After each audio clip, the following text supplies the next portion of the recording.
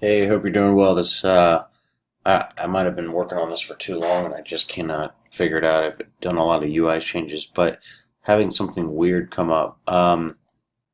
When the company page loads, so view company page, it's coming up completely blank. So we have two areas to get to that. It's either view company page under the dashboard, or you can edit your company profile, and then you save it.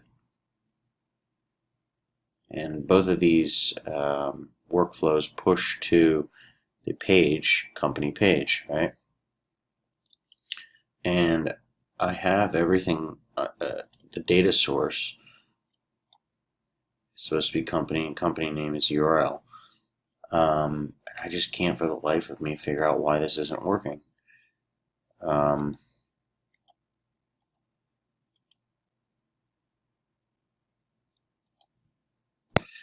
Yeah, so I thought I saw the error, but I didn't. So I guess the long and short of it is that I cannot get the new project page to load at all. If you could, I would greatly appreciate your help. Thanks a lot.